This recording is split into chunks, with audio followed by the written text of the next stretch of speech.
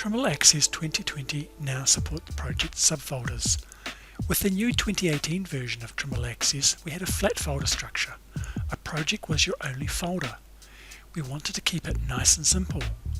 Many customers were very happy with this, but some customers really wanted subfolders to help manage data on large projects better, and so we have added the ability to create folders beneath projects.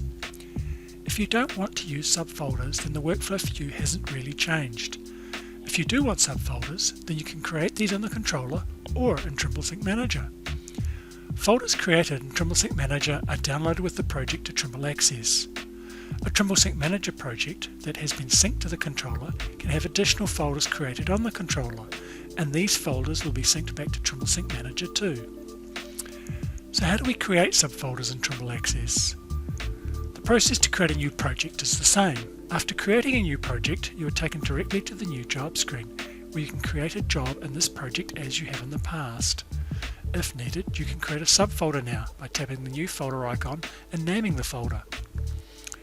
The name of the project, subfolder and job name are all displayed at the top of the screen. When creating a new project, we know the next step is often to create a new job, so we step through to the new job screen automatically for you. Let's go through the new project process again. This time we'll create a couple of folders. Create a new project, then instead of creating a new job, tap the back arrow. To create a new folder, tap the new folder icon, name the new folder and tap Create. After creating the first folder, tap the up arrow and then create another folder at the same level as the first. Repeat the process until you have the folders you require.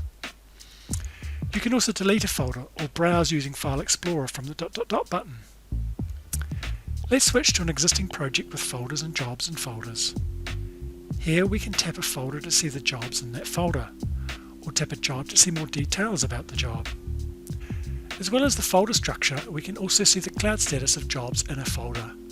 On a landscape device, the panel on the right hand side will show you the jobs within a folder.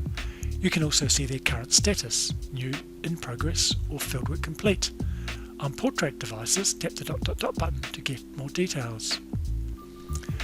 Looking at Trimble Sync Manager, the project overview screen now includes a column showing a job's folder location.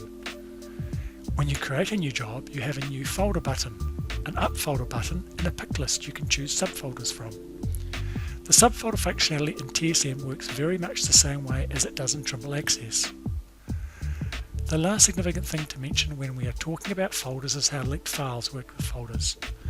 When using subfolders, the active map screen will show all the supported files from both the current job folder as well as the project folder. This means that you can have, say, a project-wide DXF in the project folder, and all jobs in a subfolder will have fast, easy access to the project files. You can see that the folder names are displayed in parentheses after the file name, so you can easily see what folder the file is in. From the active map screen, you can of course use the Browse soft key to link files from other folders. The Link File screen shows CSV and job files from the current job folder. To link files from other folders, use the Add soft key. That pretty much covers everything you need to know about projects and subfolders. For more information, visit the Trimble Access Help portal. Thanks for watching.